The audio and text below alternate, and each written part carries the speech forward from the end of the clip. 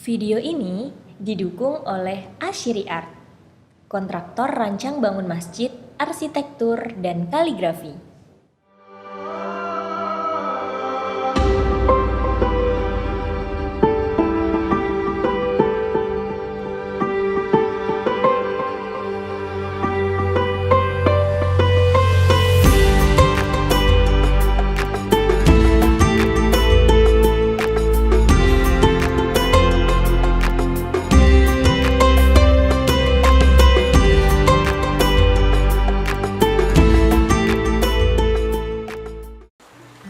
Iya nggak? Loh, saya merasakan loh, ini saya syukur nikmat loh, serius.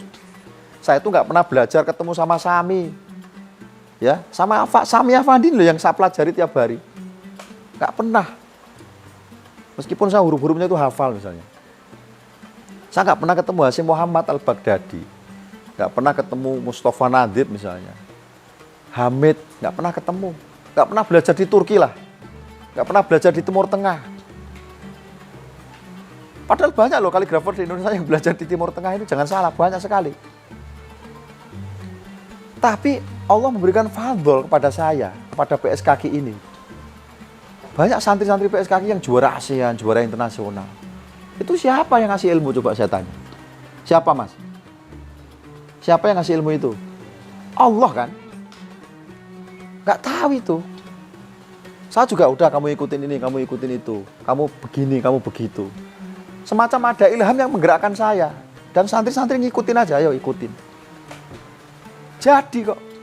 Dan tiba-tiba juara 1 internasional, juara 1 ASEAN, juara 1 nasional.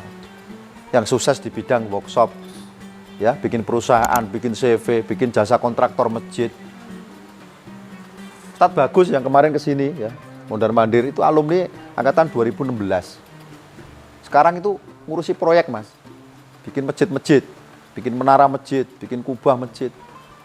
Kesini tuh dalam rangka nambah ilmu itu. Ilmu apa? Ilmu menara, bagaimana bikin molding menara itu. Karena di sana ada proyek 300 juta, bikin menara. Oh, untungmu gede itu, bisa 100 juta lebih. Ya alhamdulillah, Tad. Padahal modelnya kan seperti itu, nggak jelas. Model mukanya itu loh, kayak orang miskin kan.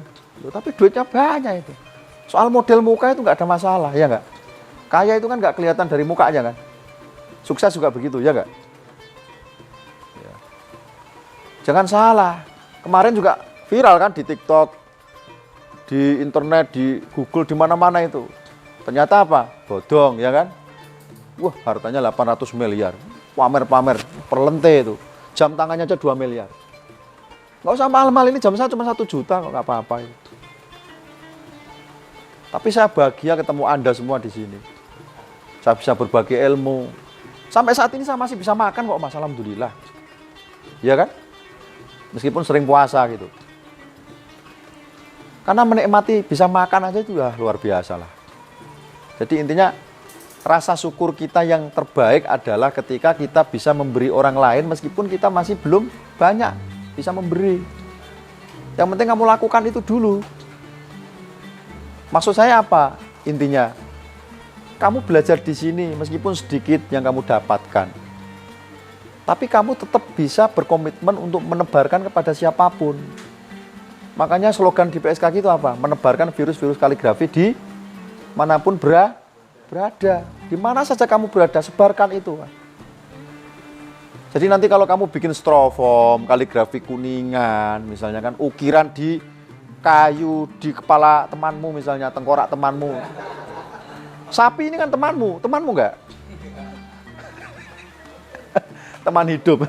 Sapi ini teman hidup, kamu kok nggak mengakui loh? Kalau teman tidur itu kan istri, ya nggak? Ini teman di kandang kamu ini, nggak apa-apa. Di Madura jangan salah, ini sapi ini jadi binatang yang dimuliakan itu. Karapan sapi itu, coba kalau nggak ada karapan sapi, mana rame Madura itu? Iya nggak? Bahkan teman-teman saya itu suka banget minum susu sapi itu langsung nyedot langsung mas di kandang. Jadi nggak perlu diperes, langsung disedot. Teman-teman saya di Bandung, di Pangalengan, ya mohon maaf ini ya, nyebut nama saya. Sapi itu, gemuk-gemuk di sana, masya Allah. Jadi lihat susunya yang gemuk-gemuk itu, langsung berasa pengen nyedot. Wah, luar biasa ini. Itu artinya apa? Menikmati rasa syukur. Kan begitu Mas. Jadi kita nggak usah sungkan gitu. Yang penting mau belajar. Ya. Nah kemudian syarat yang kedua, apa tadi? Syarat yang kedua itu ketika kita nggak pernah ketemu para guru, ya toh, kita nggak pernah belajar langsung, bertatap muka, bermuajah langsung dengan guru-guru itu, tapi kita bisa mendoakan, menyambungkan zauq, ya, ruh, batin, hati kita kepada mereka, dan itu yang saya lakukan Mas sampai saat ini.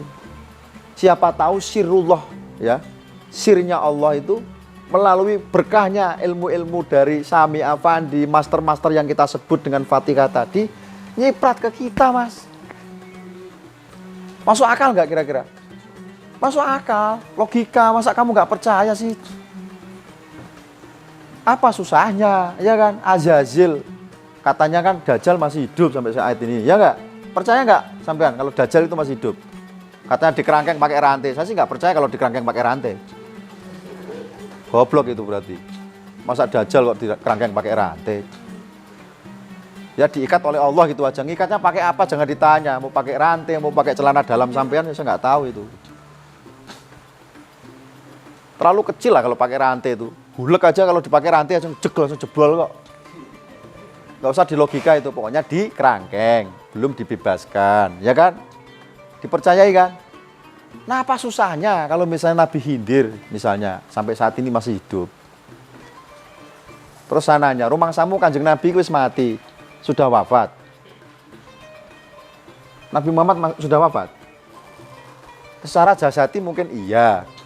Secara rohani apa Nabi Muhammad meninggal? Oh banyak kok kiai-kiai yang ketemu sama Kanjeng Nabi kok.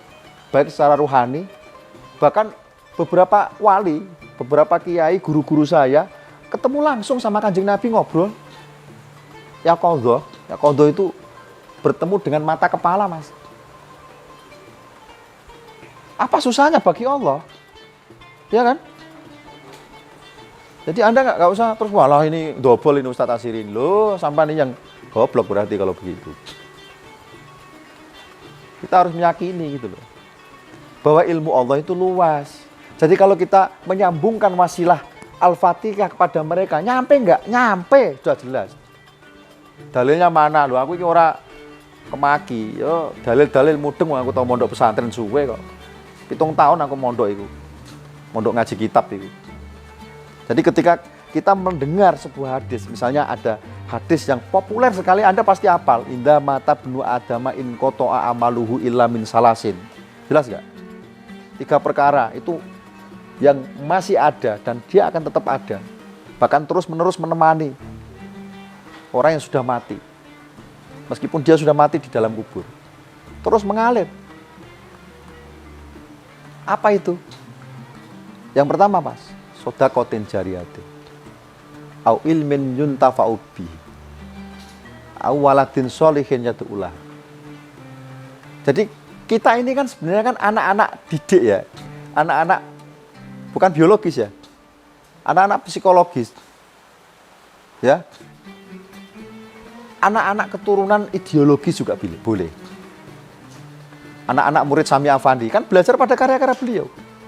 Kita mendoakan beliau ngirim Fatihah berarti nyampe kan? Tidak terputus kan? Loh, jelas itu hadis itu. Kalau Anda masih meragukan bahwa doa Al-Fatihah kita kepada Sami Afandi, kepada Hamid Al-Amidi, kepada guru-guru kita nggak nyampe, kowe mau daro dhisik, engko tak kirimi Fatihah ning kene.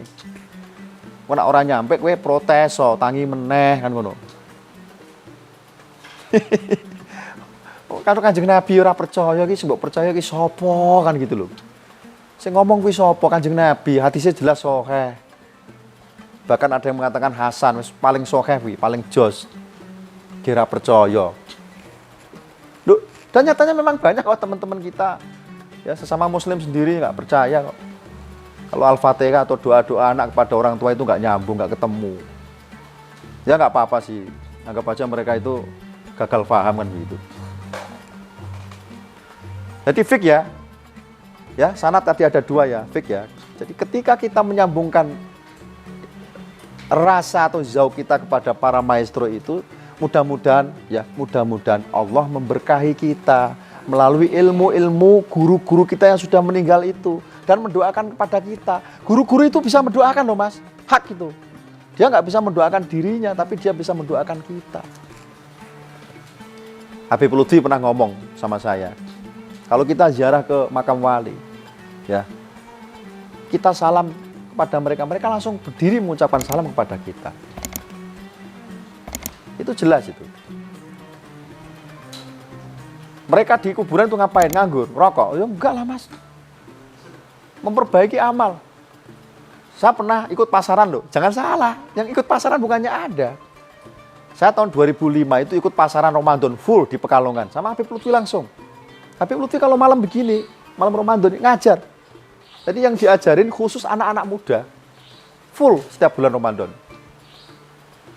Ya. Jadi Habib Lutfi itu pernah ngomong, ya, pernah berbicara di majelis ilmu yang khusus untuk anak-anak muda itu. Beliau mengatakan, para wali itu, kalau bulan Ramadan begini Mas, mereka nggak ada di makam-makamnya itu. Mereka ke Madinah, ke Mekah, memperbarui amal-amal mereka Mas. Kalau di dunia ada yang kurang apa, diisi lagi, tambahin lagi. Tasdidu akmal. Istilahnya begitu.